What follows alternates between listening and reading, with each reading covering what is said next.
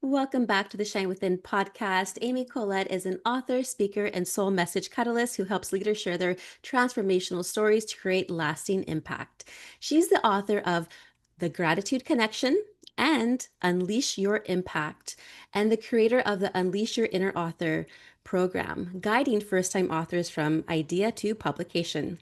Passionate about raising the positive vibration of the planet, Amy empowers others to turn their life experiences into powerful messages that inspire, heal, and connect.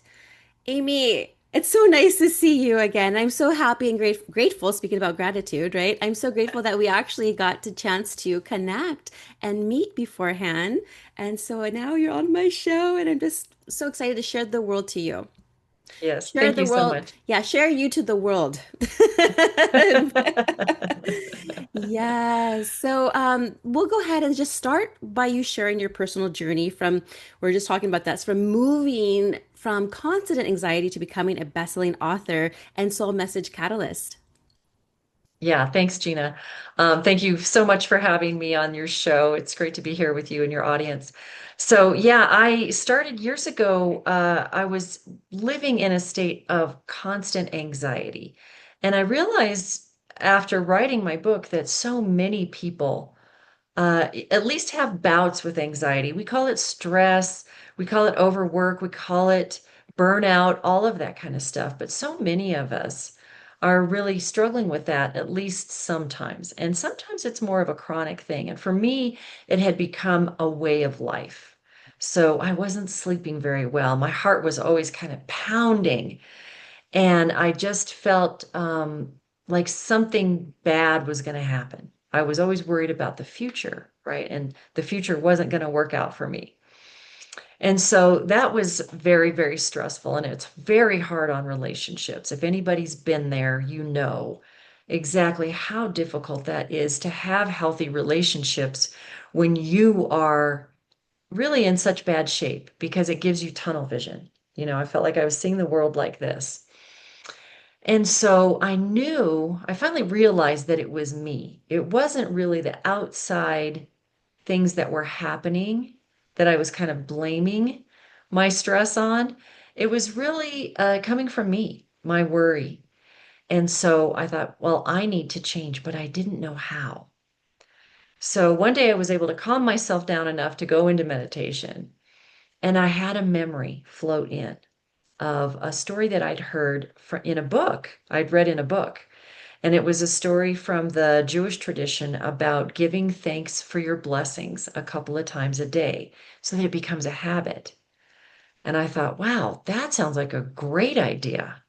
If only I had something to be grateful for. That's how bad I was. I didn't even think I had things to be grateful for. But I thought, well, I'll try it. And I decided to do it at night before I went to bed and again in the morning when I woke up. And what I really wanted is to feel better. I wanted to just feel a little bit better. I wasn't expecting happiness or joy or any of that. I just wanted to feel marginally better.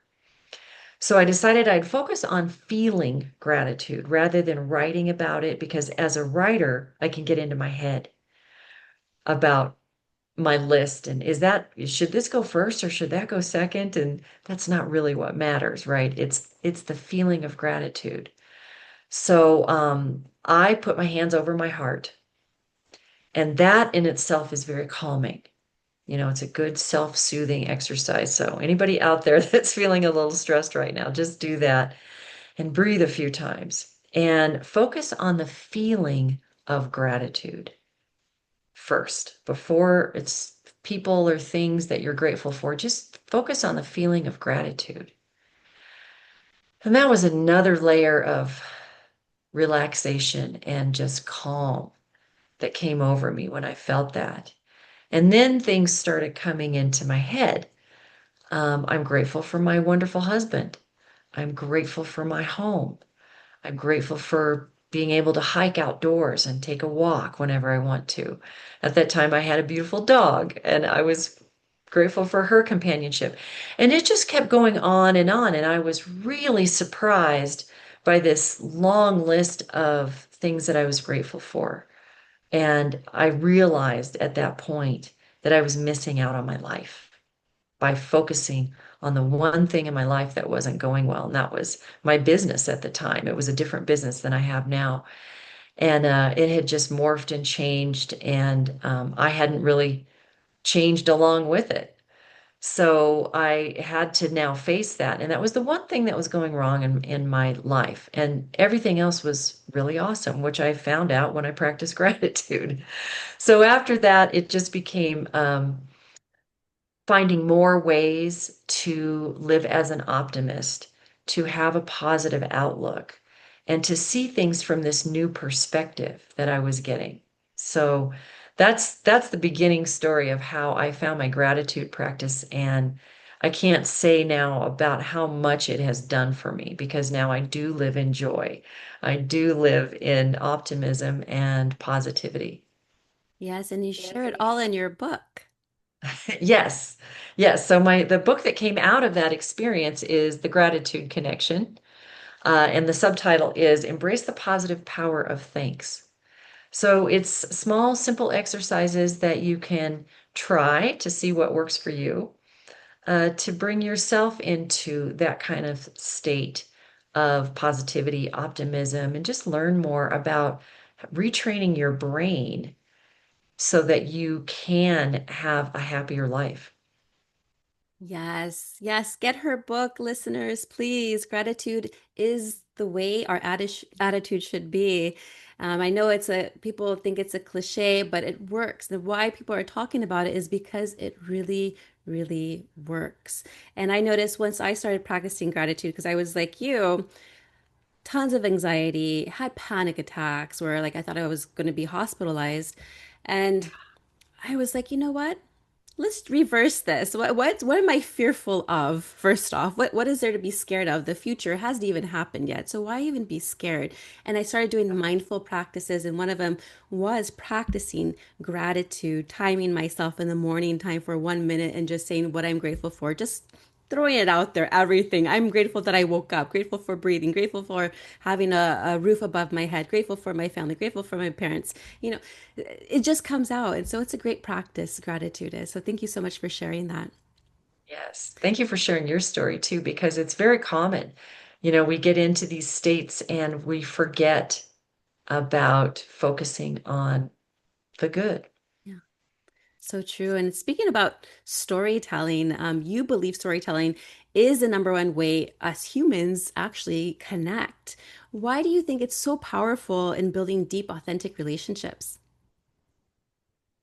Yeah, storytelling. Well, think about when you first get to know someone. And you and I have done this, Gina, on our first call, right? Yeah, yeah. Where we just start telling stories to each other. We ask each other questions, and they usually respond by telling a story.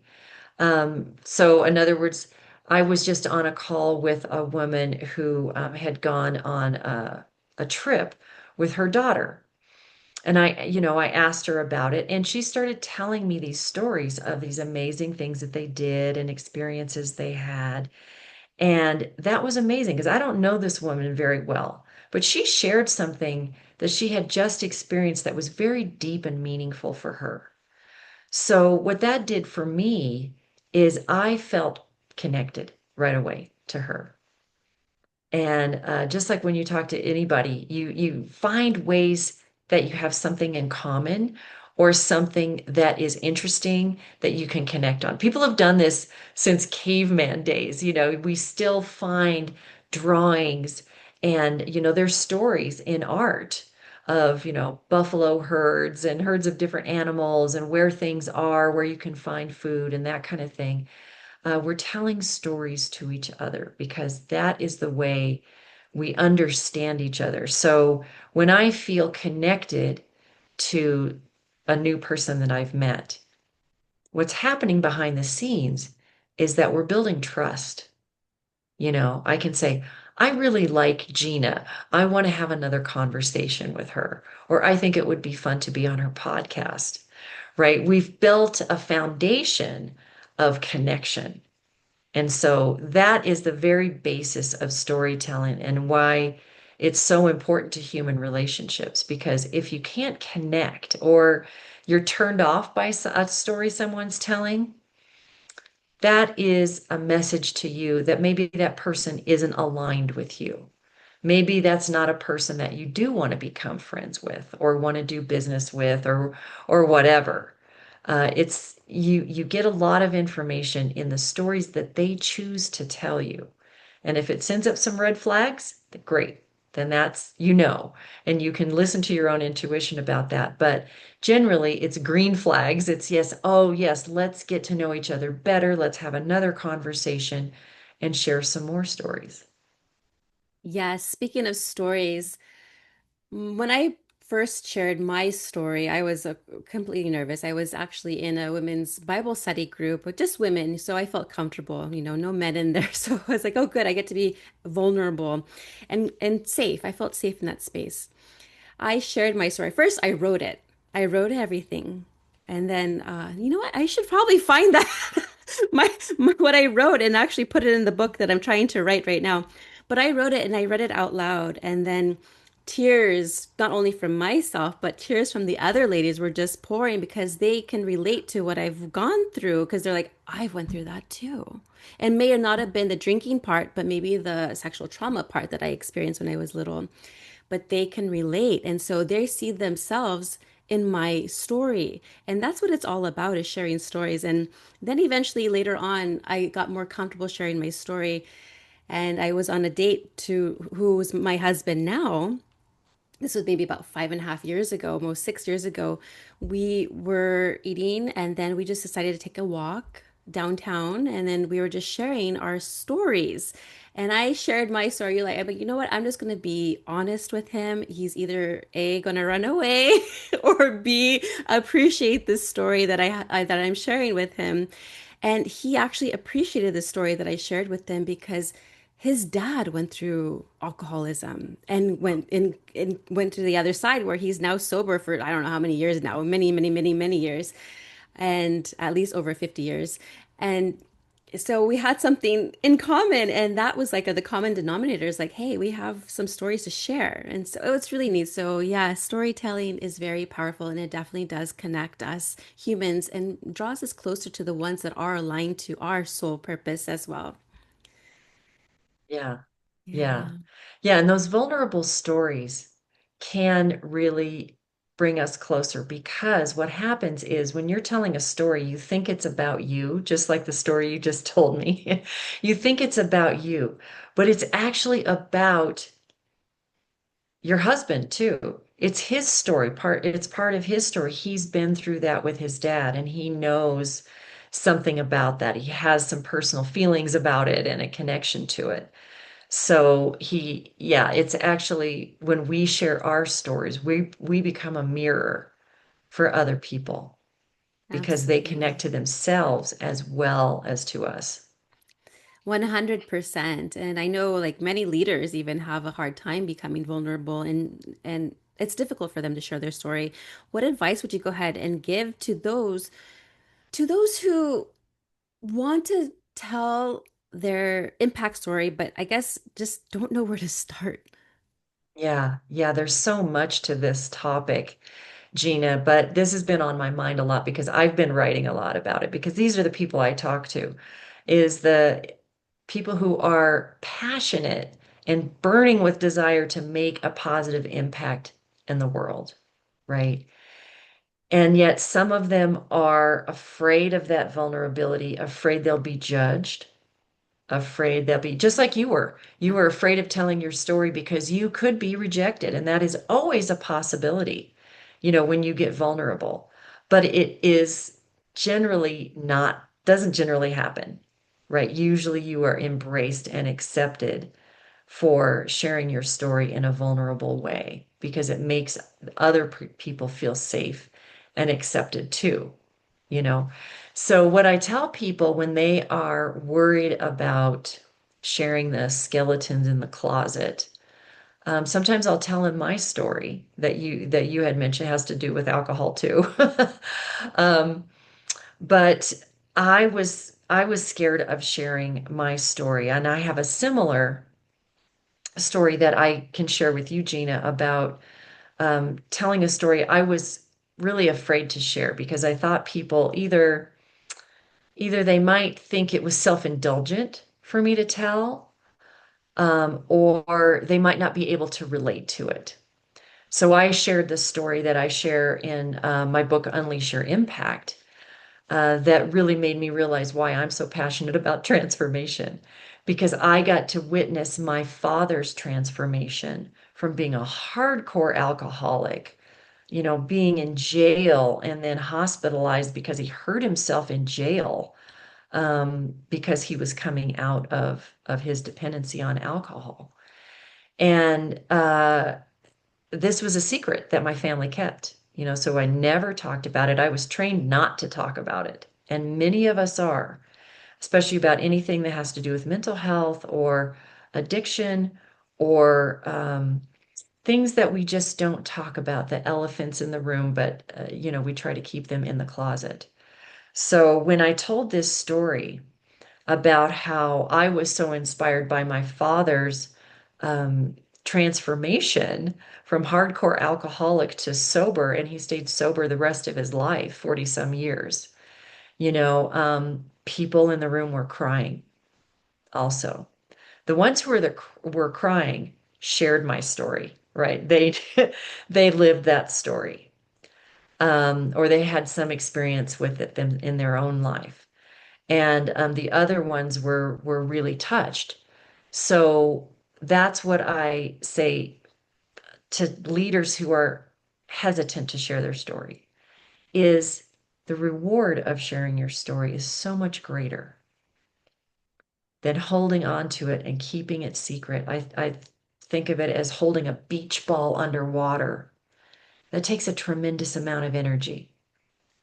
So being vulnerable is releasing that powerful energy to be an energetic help for other people, to help lift them up and lift yourself up at the same time. When I told this story, I realized, oh, that's why I love transformation so much.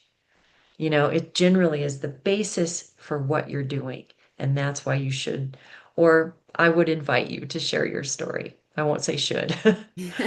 Yes, and that storytelling can turn into memoirs, books that can actually help individuals, the self-help books. Yeah. Yeah, you say that writing a book is, or can be even like a spiritual journey. Can you go ahead and elaborate on that? And how does that process actually transform an author? Yeah. Yeah. Thanks for asking that question because that's one of my favorites. To talk about is that the spiritual journey. I think some people come to the book writing process and they think, hey, all I have to do is get it out of my head and onto the page. No problem, right? But what most of us find out is along that journey of telling your story, you've probably processed a lot of it, 80 to 90%, let's say. But there's still some gems there that are there for you to learn. And they might not be um, the happiest. They might be something that you've struggled with, that you haven't really fully come to terms with. Well, you've started to write a book, you've opened the door to your own experience and to sharing that experience in a very vulnerable way. And so sometimes those things are going to come up and say, oh, do I want to share this story, this particular story? And then you can take a step back and say, okay, what is in it for my readers? What would be my purpose in sharing that story? So, is it worth me going through the risk, the emotional risk of telling this story, or is it not? And sometimes you decide, that's it's not relevant enough to my readers to share it, or it might actually be damaging to my readers to share that story. So I'm gonna either just skim over it in a high level way so that I can show the transformation from it. Or I am going to delve into this story and I'm going to do the work that I need to do to kind of finish my healing or processing of it.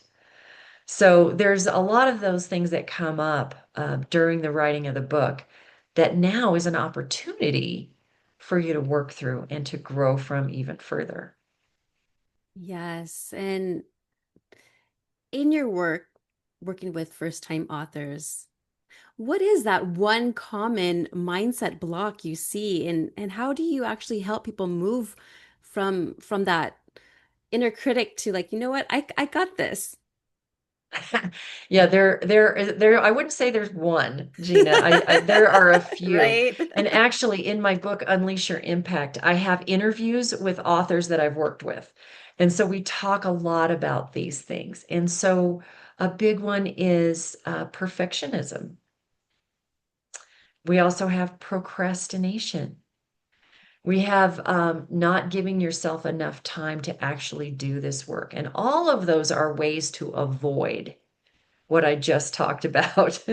They're all ways to avoid going into those emotional depths and having to really work through them, write about them, wring every last bit of learning out of them, right? But it is such an opportunity to share. And so you find a lot of other things. Sometimes people feel I'm just looking at the book so I can and see all these other things that we talked about. Some people are really driven by leaving a legacy, and they're afraid they won't have time to leave their legacy. And this comes from someone who was only in his 50s when he was writing his book, but he had had a lot of loss in his life. And so he was afraid he wasn't going to be able to leave his legacy. And so he was kind of on fire about doing that. Perfectionism is a big thing. And another big thing is just what we talked about too, is sharing traumatic stories, things that you're either not proud of or abuses that you've endured or experiences that you've been through that are just really hard to talk about. So that is what one reason I love to help people is that they need some support through that. So whether you're working with a story catalyst, or if you're just working through it yourself, it helps to have a supportive group of people around you to lift you up during those hard times. So there are a lot of things that people will face as they're writing their books, but you know they're all related to kind of avoiding those hard pieces that we have to look at. Yes, for me, I think my biggest challenge is procrastination. I told myself, oh, just 10 minutes a day, Gina, just write, 10 minutes in your journal or in your computer, something somewhere. But I just catch myself not doing it. I'm like, what do I have to do to get this book written? At least like the first chapter. I have an outline, so I'm grateful for that. But it's like get to writing, Gina. I don't know. I maybe other things have taken a priority than my book writing, but I think I just need like an accountability partner, something just to say, Gina, did you do your 10 minutes writing today? Someone to keep me in check. And I don't know why I'm not doing it myself. Like, what's wrong with you, Gina? Right. Well, there's a lot of things we could talk about, but sometimes different things work for different people, you know, but really it's committing to the habit of it. And that's what I hear you haven't done is commit to the Yes. habit, right? And 10 minutes at a time may work for you, it may not. Maybe you need to save up those 10 minutes and work for 50 minutes a week, Yeah. you know, and just set aside an actual hour for yourself because coming back to something, um, it almost takes you 10 minutes to catch up with where you were, where you ended, and what you want to go forward with. Yes.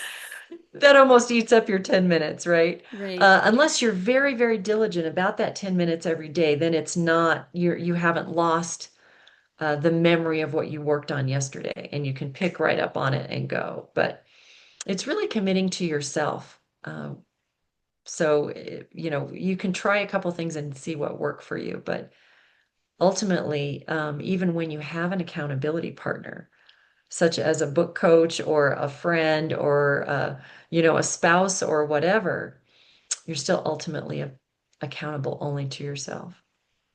That is very true. Very, very true. Now, let's go ahead and shift and talk about raising the positive vibration of the planet through storytelling. What does Hmm. this actually look like in action? this is why I do what I do, Gina. Because it really truly is my mission. I found that after I came out of my anxiety and just sort of months long funk, that I realized that that's what I'm here to do, is I'm here to be a bright and shiny light. And so are we all. And so I want to help everybody get their message out about what can help other people. When you find the transformation that works for you, how can other people adopt that and find a similar kind of transformation? So that's all the books that you see on the shelf behind me, are these kinds of stories. So I think when I talk about overcoming trauma, it's not the trauma that's the story. It's the transformation, that it's who you become, not what you've experienced, right? And so some people can really stay stuck in their trauma. And I've seen this with loss in times of grief. People can really get stuck and start identifying themselves as a griever or someone who has lost something, or as a trauma victim, an abuse victim, or whatever it is. And I understand that's very easy to do. They can't see past that experience or that feeling and they get stuck there.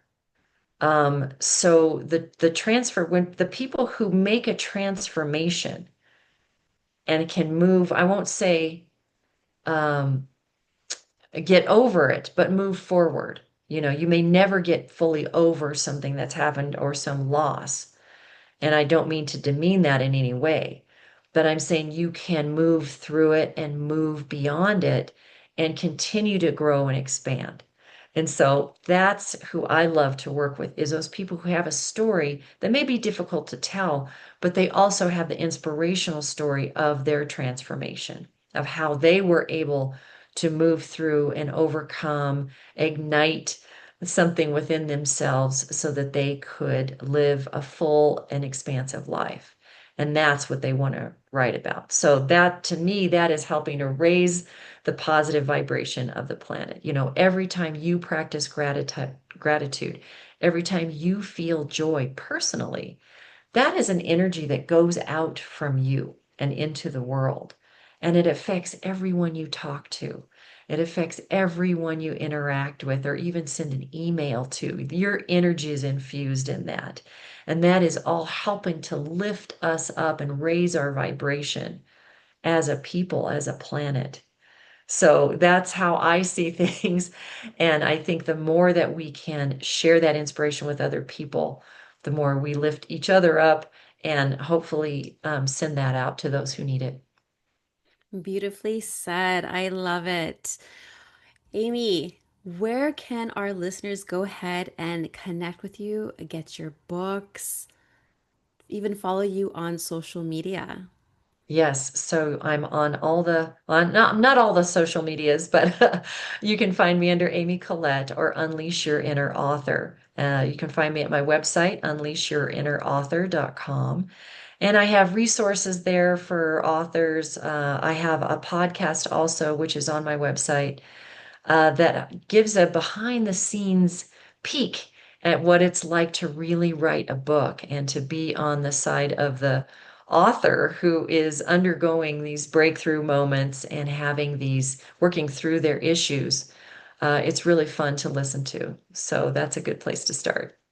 And I will have everything in the show notes. But what is one piece of encouragement you would like to go ahead and give someone who's listening and who feels stuck, that they might have a book in them, but doubts whether their story actually matters? Yeah. Thanks for that question. I love to give that kind of encouragement. So I would say it always starts with you, right? You've got to start with you, whether it's a gratitude practice or your own positivity. Writing is the same way.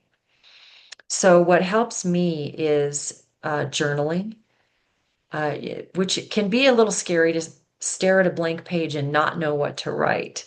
So that's why I like making a habit out of it. And there's where your 10 minutes would be well spent, Gina. Yes, yes.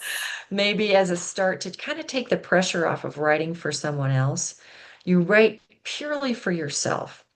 And if you don't know what to write, you write a question at the top of the page. What should I write about today? Or how am I feeling? What happened today? What am I grateful for? Start with a simple prompt and then just allow yourself to write whatever comes into your head. It's for no one else's eyes but yours. So you just let yourself find your own flow with writing. And 10 or 15 minutes a day is a great way to start. So just to make a simple habit out of it, of writing and just being comfortable with your own thoughts and seeing sometimes some dark stuff comes out of your head, and maybe that needs to come out because something else is waiting behind it, right? And then that can come out afterwards. So just allow yourself, give yourself the freedom to write whatever silly or funny or dark or happy stuff comes out of your head. Just allow yourself to start doing that. And then you can start thinking about the discipline and readiness that it takes to write your own book. I love it. Yes. Okay. It reminds me, I'm going to go ahead and get a journal and start writing everything. Mostly my writing's on the computer, but I'm like, you know what? I miss the pen and paper magic Mm. because you just free write whatever is coming to your head, just and that's what I did in my early sobriety. I wrote what I felt all the time, like how am I doing for the day? What am I experiencing? Is there any triggers or is there anything going on? And I would just write it out and it helped me because I kind of Yeah, understood myself a little bit better too. yeah, yeah. How would you say that helped you with your ongoing sobriety? Oh, it's just, it was a practice. So I had a routine. It was part of like my morning ritual, which I had Yeah. conducted for myself. And it was part of it. So it's like building a relationship with myself in a way, which was neat. And I didn't have that relationship with myself. I masked that inner Gina inside. I didn't know who she was until I became sober and then started writing. And then, I mean, the inner Gina is, you can call it the inner wisdom, your intuition, inner GPS. The name is not important. It's that love that's inside, that unconditional love that's inside you. That's why I love the my title of my podcast, Shine Within, because it does start within. Start loving yourself and building a relationship with yourself. Because when you shine within, and then it is a ripple effect. People can see that you're shiny from the outside, then and glowing and happy, and just it's contagious and infectious, and so it spreads. And this is where we raise the vibe on the planet too. Exactly. I love that. Thank you for sharing that. Yeah, that's a shine within. Let yourself shine first. And I think that's a really great point of to get to know yourself and your voice, how you sound, how you write, how, your quirks and your sense of humor and even the things that you're really passionate about or maybe passionately against. You get to feel all that stuff through first on your own. Yes. So, listeners, please connect with Amy. She is actually helping a person that I'm very fond with, and she says nothing but wonderful stuff about you all the time. And so we stay in contact with each other. I think you know who I'm talking about, but we Yes. stay in contact when she's praising you all the time. So, Oh, fantastic. Thank you so much, Gina. yes. And thank you so much for being on my show. I had a wonderful time speaking with you. Thank you. Let's keep shining. Yes. And raising the vibe on the planet. Thank you.